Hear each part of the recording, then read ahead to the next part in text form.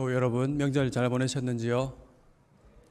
예, 긴 연휴도 끝나고 일상으로 돌아왔습니다. 여러분의 일상 속에 하나님의 은혜와 평강이 가득하기를 함께 기도합니다. 사람들이 우리 사회를 입을 모아서 능력주의 사회라고 말을 합니다. 능력주의 사회라는 것은 개인의 능력을 따라서 그 사람의 가치를 평가하는 사회를 가리킵니다. 2021년에 영국의 한 국제적인 조사기관에서 조사를 했는데 거기에 따르면은 주요 세계 167개국 가운데 우리나라가 29위로 비교적 잘 사는 나라로 평가받았다고 합니다. 그런데 유독 하위권인 것이 있었는데 그것이 뭐냐면은 사회적 자본이란 것의 분야에서만은 147위를 기록했다고 합니다. 사회적 자본이라는 것은 사회 구성원이 서로 신뢰하면서 사교작용을 할 수 있는 사회적 기반을 가리키는 말이죠. 다시 말하면은 어려운 일이 생겼을 때 얼마나 많은 사람들이 나를 도와줄 수 있는지, 또 그런 도움을 주는 사회적 제도가 얼마나 마련되어 있는지를 가리키는 것입니다. 여러분, 이 지수가 아주 낮다는 것은 무슨 뜻일까요? 어떤 한 사람의 평가에 의하면 믿을 수 있는 사람이 별로 없고 어떤 공적 기관도 나서서 도와주지 않는 각자 도생의 사회라고 했습니다. 그러니까 오직 믿을 것은 나의 능력밖에 없다라는 의식이 팽배하다는 것이죠. 사람들이 무한 경쟁의 능력주의 사회에 내몰려 있다는 것입니다. 그렇게 얘기해도 그래도 사람들은 능력과 노력에 따른 보상만큼은 그래도 공정하다라고 생각을 합니다. 공정성을 지키는 최후의 보루로 그렇게 생각하는 것이죠. 하지만 그렇지 않은 것을 우리가 씁쓸하게 확인합니다. 그렇지 않다는 것은 이 능력주의의 첨단에 서 있는 사람들을 예로 생각해 보면은 단박에 알 수가 있습니다. 제가 운동 중에 축구를 좋아하는데요. 한국 선수 중에 연봉을 제일 많이 받는 선수를 제가 알고 있습니다. 그 사람은 연봉이 250억입니다. 별로 안 놀라시네요. 유럽에서는 월급이 아니고 주급을 받잖아요. 매주 금요일마다 급료를 받습니다. 계산해 보니까 그는 매주 금요일마다 4억 8천만 원을 받습니다. 이 정도는 약간데요. 미국 메이저리그 선수를 한번 떠올려 보면 최고 연봉을 받는 선수는 연봉이 943억이라고 합니다. 마찬가지로 주급을 받으니까요. 그는 매주 금요일마다 따박따박 18억씩 받습니다. 일당으로 하면은 3.6억. 기분 나쁘지만 시급으로 따지면 4,500만 원입니다. 우리나라 근로소득자 평균 연봉으로 계산하면은 1,886배를 받는 셈입니다. 여기서 질문이죠. 그렇다면 과연 그 선수는 보통의 한국 사람보다 1,886배 더 뛰어난 능력을 가지고 있을까요? 과연 그는 보통의 한국 투수보다 공을 471배 더 잘 던질 수 있을까요? 많이 낮춰 잡아서 평균 구속을 100km 시속이라고 한다면은 47,100km 시속. 가능한 얘기인가요?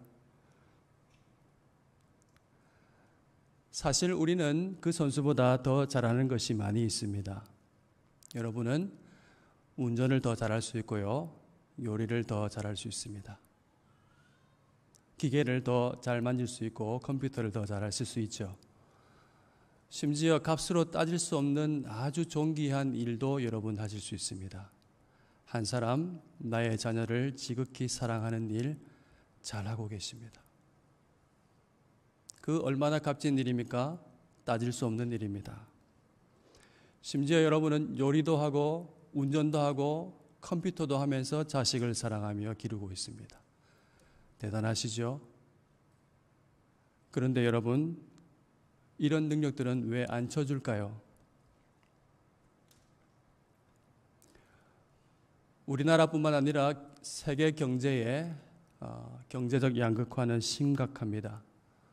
우리나라의 경우 상위 10%의 사람들이 전체 우리나라 자산의 66%를 차지하고 있다고 합니다. 반면에 하위 50%의 사람, 인구의 절반의 사람들은 우리나라 자산의 약 2%만을 소유하고 있다고 합니다. 제가 굳이 금수저, 은수저, 동수저, 흙수저 이런 용어를 들먹이지 않더라도 여러분은 이미 세상이 그렇게 공정하지 않다는 것을 몸으로 체험하고 있습니다. 여러분, 오늘의 본문의 말씀은 예수님께서 하신 비유의 말씀이시죠. 우리가 당연하다라고 생각하는 그것이 당연하지 않을 수 있다는 것을 말씀하고 있습니다. 예수님은 이 세상과 전혀 다른 세상에 대해서 말씀하십니다. 그곳은 하나님께서 다스리시는 하나님의 나라입니다. 놀랍게도 우리는 이 나라에 이미 받아들여져서 들어와 살고 있습니다. 예수님께서 비유를 들으셔서 우리가 살고 있는 하나님의 나라의 원리가 무엇인지, 그리고 하나님께서 사람들을 하나님의 나라로 들이실 때 어떻게 들이시는지를 말씀하고 있습니다. 여러분, 이제 본문을 한번 들여다볼까요? 예수님께서 천국이 무엇과 같은지 비유로 말씀하시죠. 천국은 무엇과 같습니까? 1절 말씀 보니까 천국은 마치 품꾼을 얻어서 포도원에 들여보내려고 이른 아침에 나간 집주인 같다고 말을 하고 있습니다. 여러분, 우리가 성경을 자세히 볼 필요가 있지요. 1절 말씀을 잘 관찰해 보면 발견하는 게 있습니다. 뭔가요? 예수님은 천국을 장소로 비유하지 않으셨다는 것입니다. 이 말씀 보십시오. 무엇으로 예수님 비유하셨습니까? 집주인과 같다고 하십니다. 어떤 집주인입니까? 포도원의 품꾼을 보내드리기 위해서 이른 아침에 나가신 주인입니다. 우리가 다 형언할 수 없어서 답답하지만은, 말로 다 표현할 수 없어서 답답하지만은 천국은 그냥 하나님 같습니다. 천국은 각종 보석으로 장식된 건물이 있고 멋진 나무가 있는 장소가 아니라 집주인과 같습니다. 그분의 다스림, 그분의 은혜로운 성품, 자비와 정의 그 자체입니다. 집주인께서 포도원의 품꾼을 어떻게 드리고 계십니까? 이른 아침부터 장터로 나가서 품꾼을 드립니다. 그런데 오늘 말씀 보니까 제3시, 오늘 본문에 나와 있는 시간은 플러스 6 하면 됩니다. 우리나라 시간으로. 그러니까 오전 9시에 장터로 나갑니다. 왜 나갔을까요? 주인이 오늘 일감 품이 얼마나 들지를 계산 잘못해서 나가셨을까요? 그렇지가 않습니다. 주인이 또 장터로 나가시는 것은 그의 자비로운 성품 때문입니다. 장터로 가서 일자리를 얻지 못해서 놀고 서 있는 사람들을 보시며 그들도 한 데나리온 주겠다는 약속을 주시며 들어오게 합니다. 주인이 품을 잘못 계산한 것이 아니라는 것이 이 5절 말씀에서 확연히 드러나지요. 주인이 정오에도 나가고 오후 3시에도 또 나갑니다. 그리고 심지어 일이 끝나가는 오후 5시에도 나갑니다. 일 중간에 4번이나 나가서 사람을 들인다는 것, 여러분 두 가지 경우에 하나일 것 같습니다. 완전 품 계산을 잘못했거나 아니면은 일 자체에 관심이 없는 겁니다. 주일의 목적이 일 자체에 있지 않다는 것 둘 중에 하나겠죠.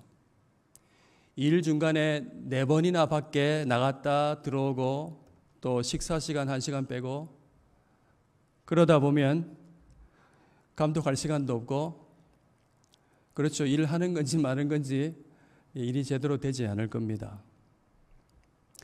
여러분 주인의 관심이 어디에 있습니까? 오후 5시에 서 있는 사람에게 하는 말이죠. 6절 말씀입니다. 너희는 어찌하여 종일토록 놀고 여기 서 있느냐. 주님의 관심이 어디에 있죠? 그들의 형편과 그들의 상황에 있습니다. 그 사람 자체에 있습니다. 그들의 대답이 7절 말씀이죠. 우리를 쓰는 사람이 없습니다. 써주는 사람이 없어요. 주인이 그 이야기를 듣고 너희도 포도원에 들어가라. 똑같은 데나리온 약속을 하면서 들여보냅니다. 여러분, 하나님은 천국에 어떻게 사람을 들이십니까? 일 잘하는 능력 있는 사람만 들이지 않습니다. 오히려 주인의 관심은 아직도 장터에 남아있는 사람, 아무도 써주는 사람이 없어서 허탕을 치고 서성거리고 있는 사람들, 사회로부터 선택받지 못하고 무가치한 사람으로 취급당하는 거절된 사람들에게 관심이 있습니다. 여러분, 당시에 이런 사람들이 누구겠습니까? 예수님께서 만나고 계시는 사람들입니다. 2주 전에 등장했던 이방인 나병 환자와 같은 사람입니다. 그는 구원받을 여망이 전혀 없어 보이던 사람입니다. 부정한 이방인, 그 중에서도 더 부정한 저주받은 병을 지니고 있는 그 사람이죠. 또 세리와 창기가 그에 해당할 것입니다. 생각해보면 그보다 구원받을 만한 가능성이 적은 사람은 별로 없거든요. 하나님은 장터에 남겨진 사람을 들이십니다. 그분의 자비로, 긍휼로, 은혜로 그렇게 하십니다. 이것은 무엇을 말씀하는 것입니까? 천국은 사람의 능력으로 들어가는 곳이 아니라는 말입니다. 여러분, 천국은 결코 우리의 행위나 능력으로 얻어지는 것이 아닙니다. 힘으로 따내는 것이라고 한다면 어떻게 복음이 기쁠까요? 별로 안 기쁠 것 같아요, 저도. 결국에는 능력으로 무슨 값을 치러야 되지 않습니까? 결국에는 거래가 되고 말겠죠. 여러분, 이 말씀을 꼭 기억할 수 있기를 바랍니다. 에베소서 2장 8절 9절 말씀입니다. 한번 다 같이 읽어보겠습니다. 너희는 그 은혜에 의하여 믿음으로 말미암아 구원을 받았으니 이것은 너희에게서 난 것이 아니요 하나님의 선물이라. 행위에서 난 것이 아니니 이는 누구든지 자랑하지 못하게 하려 하심이라. 여러분 믿습니까? 아멘 할 수 있기를 바랍니다. 또 한 가지 말씀을 소개하겠습니다. 우리를 구원하시되 우리가 행한 바 의로운 행위로 말미암지 아니하고 오직 그의 긍휼하심을 따라 중생의 씻음과 성령의 새롭게 하심으로 하셨나니. 아멘. 너희는 포도원에 들어가라 하는 이 말씀에 비밀이 숨어 있습니다. 세상에서 무가치한 사람으로 취급받는 사람들, 도태된 사람도 포도원에 들어갑니다. 하나님의 나라는 자기 힘으로 들어가는 곳이 아닙니다. 오직 하나님의 은혜로 들어가는 곳입니다. 오직 그의 긍휼하심을 따라 중생의 씻음과 성령의 새롭게 하심으로 들어가는 것입니다. 여러분, 이 은혜의 본질을 아는 사람은 어떻게 할까요? 기뻐하고 감사할 것입니다. 약속대로 한 데나리온 받은 것에 만족하고 즐거워할 것입니다. 이제 비유의 후반부를 한번 보기를 원합니다. 8절 이후의 말씀이죠. 우리가 은혜를 받아서 포도원에 들어간 품꾼들이 보이는 반응을 볼 수가 있습니다. 날이 저물었죠. 드디어 싹스를 받을 때가 되었습니다. 기대가 넘치겠죠. 주인이 나중에 온 사람부터 품삯을 주라고 청지기에게 명령했습니다. 오후 5시에 온 사람부터 와서 한 데나리온씩 받았습니다. 이에 먼저 온 사람들이 생각하겠죠. 오후 5시에 온 사람이 한 데나리온을 받았다면 나는 얼마를 받을까? 당연히 자신들은 그보다 더 많이 받을 것으로 생각했을 것입니다. 그런데 그들도 똑같이 한 데나리온을 받을 뿐이었죠. 이에 먼저 온 사람들이 주인을 향해서 하는 반응이 뭡니까? 원망입니다. 12절 말씀이죠. 나중 온 이 사람들은 1시간밖에 일 안 하지 않았는데 그들을 종일토록 더위를 견디면서 일한 우리와 똑같이 하셨네요. 말이 됩니까? 하는 얘기죠. 여러분, 우리가 여기서 무엇을 볼 수 있습니까? 세상의 정의관, 그리고 그것의 한계를 볼 수가 있습니다.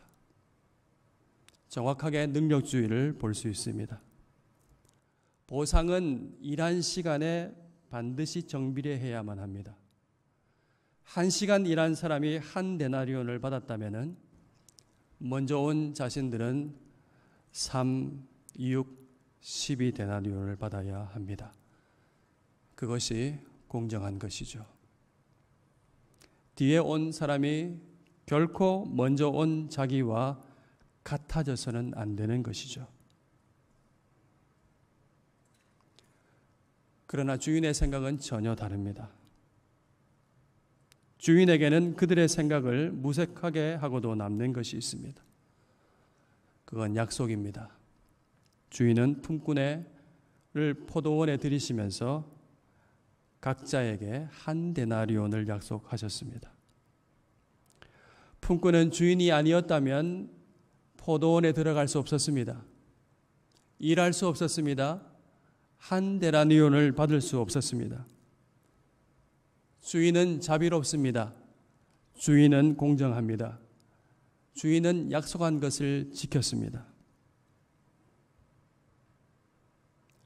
그렇다면 원망하는 그에게 있는 정의는 무엇일까요? 어째서 원망이 나왔을까요? 3가지 이유가 있습니다. 첫 번째는 자기가 기준이었기 때문입니다. 두 번째는 약속을 기억하지 않았습니다. 그리고 세 번째는 비교했습니다. 그들에게는 저 사람들보다 더 많이 일한 시간만 보입니다. 종일 수고하며 더위를 견디며 일했던 자신만이 있을 뿐입니다. 다른 사람이 보이지 않습니다. 그 순간에는. 여러분, 여기까지 오니까 생각나는 사람 있죠? 예수님 하신 비유의 말씀 가운데 나오는 아버지의 큰아들, 집 나간 아들, 오매불만 기다리는 아버지, 작은 아들이 집으로 돌아왔죠. 너무 기쁘고 즐겁고 행복해서 가장 좋은 옷 꺼내 입히고 손에 가락지를 끼우고 제일 좋은 신발 신기고 살찐 송아지를 잡아서 잔치를 벌였죠. 내 아들이 죽었다가 다시 돌아왔습니다. 잃었던 내 자식 다시 찾았습니다 하면서 크게 즐거워했습니다. 그때 일하고 돌아오던 큰아들이 그 모든 광경을 보게 되죠. 어떻게 했나요? 얘야, 같이 들어가서 잔치를 즐기자. 아버지께서 그렇게 권면할 때 분노하면서 잔치에 들어가지 않았습니다. 그리고 이렇게 말했습니다. 누가복음 15장 29절 30절 말씀이죠. 내가 여러 해 동안 아버지를 섬겨서 한 번도 멍을 교역한 적도 없었고 그랬던 나에게 염소 새끼 하나라도 주어서 잔치를 하게 한 적이 없더니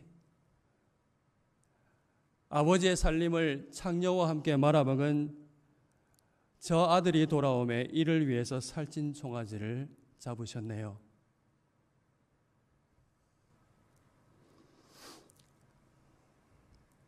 이에 아버지가 하는 말이 이렇죠. 얘야, 너는 항상 나와 함께 있으니 내 것이 다 네 것이로 돼. 이 내 동생은 죽었다가 살아났으며 내가 잃었다가 다시 얻었기 때문에 우리가 함께 즐거워하고 기뻐하는 것이 마땅하지 아니하냐. 여러분, 우리가 무엇을 봅니까? 포도원에 서 있는 큰 아들을 봅니다.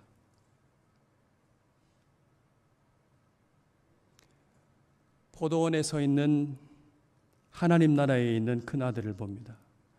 이 큰 아들이 바깥에 있는 사람이 아니에요. 아버지 내 것이 다 네 것이 아니라고 하는 상속자잖아요. 그 큰아들 동생이 돌아와도 기뻐하지 않습니다. 함께 잔치를 즐기지 못합니다. 왜 그렇습니까? 열심히 일한 자신만이 남아있기 때문입니다. 놀다가 탕진하고 돌아온 나쁜 놈만 보이지 함께 아버지의 아들인 것을 기억하지 못합니다. 아버지의 것이 다 내 것인 것을, 상속자인 것을 알지를 못합니다. 덜 받은 데나리온만 보이지 약속으로 받은 데나리온을 보지 못합니다.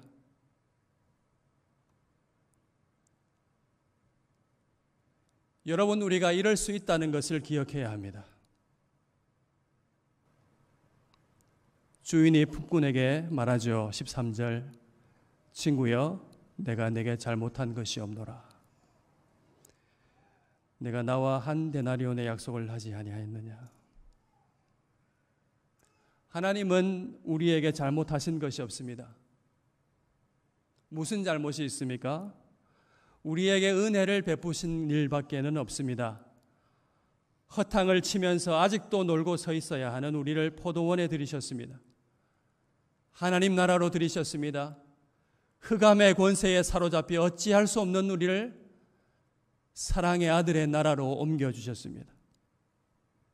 약속하신 것을 신실하게 지키셔서 성령을 주시고 그 모든 아들의 약속을 우리에게 주셨습니다.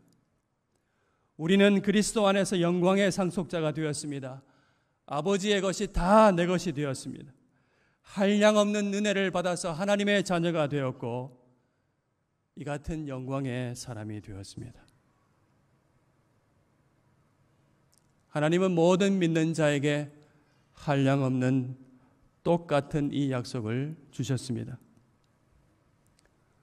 그럼에도 불구하고 우리의 불만은 무엇입니까? 무엇을 원망하시나요? 무엇을 더 주셔야 합니까? 어째서 하나님은 틀렸고 잘못됐습니까? 내가 더 받아야 할 데나리온은 얼마입니까? 만약 우리가 이 품꾼과 같다면, 큰아들과 같다면 주님은 우리에게 따끔하게 말씀하실 겁니다. 14절 말씀이죠. 내 것이나 가지고 가라. 그래도 야박하지 않게 데나리온 뺏지는 않으시네요. 너와 같이 주는 것이 내 뜻이니라. 내 것을 가지고 내 뜻대로 할 것이 아니냐. 내가 선함으로 네가 악하게 보느냐. 네가 더 선해서 나를 악하게 보느냐. 내가 선하기 때문에 네가 나를 악하게 보느냐. 우리가 이 경고의 말씀을 드려야 하겠습니다. 우리가 능력주의 사회에 파묻혀 살고 있습니다. 우리가 하나님도 그렇게 볼 때가 많습니다. 우리는 무익한 종입니다. 우리가 하여야 할 일을 한 것뿐입니다. 말하기가 참으로 쉽지가 않습니다. 은혜의 본질을 깨닫기 쉽지 않습니다. 나의 행위로 하나님의 사랑을 교환하려 합니다. 보상받으려고 합니다. 거래하려고 합니다. 자꾸 비교 우위를 찾으려고 합니다. 교회 안에서도 은밀하게 경쟁합니다. 시기합니다. 원망합니다. 제 시각에 들어온 사람, 오전 9시에 들어온 사람, 정오에 온 사람, 3시에 온 사람, 얄밉게도 일 마치기 1시간 전에 온 사람.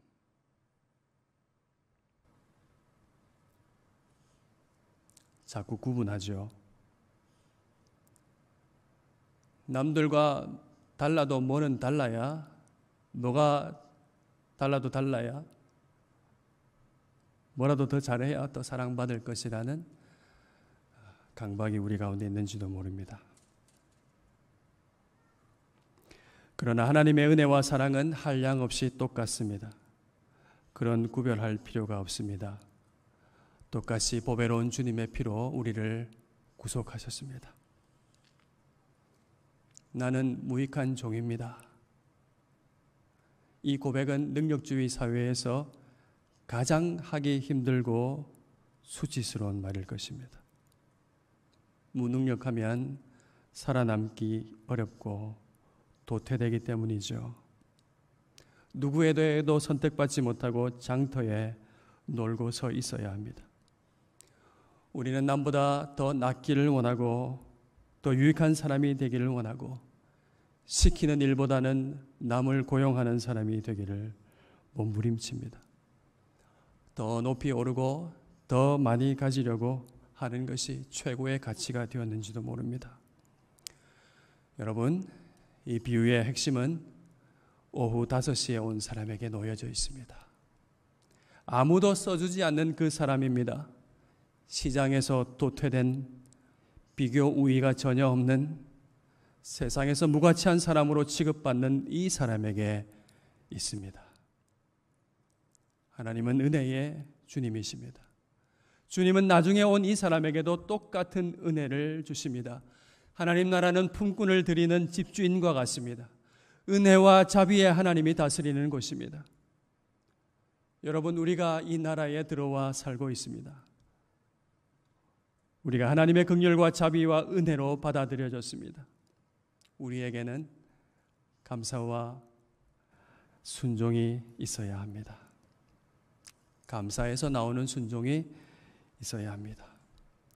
보상을 받기 위해 섬기는 사람은 나중될 것이고 감사하면서 은혜를 알면서 말씀에 순종하는, 그래서 섬기는 그 사람은 먼저 될 것입니다.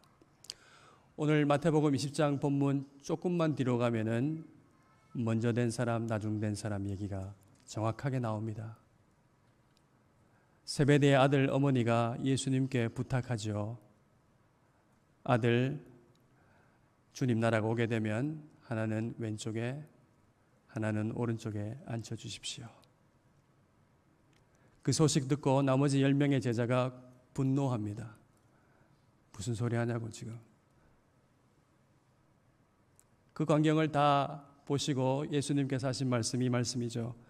너희 중에 누구든지 크고자 하는 자는 너희를 섬기는 자가 되고 너희 중에 누구든지 으뜸이 되고자 하는 자는 너희의 종이 되어야 하리라. 우리가 이 나라에 살고 있습니다.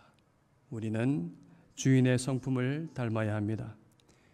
주인에게 중요했던 것은 총 몇 시간에 그래서 몇 데나리온이 나갔는지가 아니었습니다. 주인의 관심은 놀고 서 있는 그 사람, 그 자체였습니다. 우리는 세상적 가치관에서 벗어나서 하나님 나라의 가치를 생각하고 우리의 삶에 그것을 회복해야 합니다. 우리가 천국 백성이 된 것은 뭘 잘했기 때문이 아닙니다. 오직 하나님의 은혜입니다. 하나님께서 자기 자신을 주심같이 우리를 사랑하셨기 때문입니다. 은혜의 선물을 받아서 우리가 새로워졌습니다. 은혜의 본질을 아는 사람, 은혜를 아는 사람은 진짜 능력이 나옵니다. 인간 존재의 가치를 오직 능력으로 평가하는 사회 속에서 무가치한 사람으로 취급받는 사람을 섬기고 선대하고 살릴 수 있는 능력이 우리에게 있습니다. 왜냐하면 우리도 은혜를 받았기 때문에. 이 능력은 오직 은혜를 바로 아는 사람이 가질 수가 있습니다. 나는 무익한 종입니다. 해야 할 일을 하였을 뿐입니다. 고백할 수 있는 그 사람이 가진 능력입니다. 그는 섬기는 자가 되어서 하나님 나라의 으뜸 가는 영광의 종이 될 수가 있습니다. 천국의 주인을 닮은 사람이 되는 것이죠. 사랑하는 여러분, 하나님의 은혜를 받아서 이 나라에 살고 계신 여러분, 이 나라의 가치로 살아갈 수 있기를 바랍니다. 가장 공정하고 합리적인 것으로서 능력이 왕좌에 앉아있는 이 시대에 소외된 사람에게 한없이 쏟아부으시는 하나님의 사랑을 발견할 수 있기를 바랍니다. 그 사랑이 이 무익한 나에게도 부어졌음을, 그리고 나와 동일하게 저 사람들에게도 동일하게 부어졌음을 확인할 수 있기를 바랍니다. 은혜를 받은 사람으로 합당하게 살아가십시다. 은혜의 아버지를 닮아서 써주는 사람이 없어서 서성이는 사람들을 품을 수 있는 우리가 되기를 기도합시다.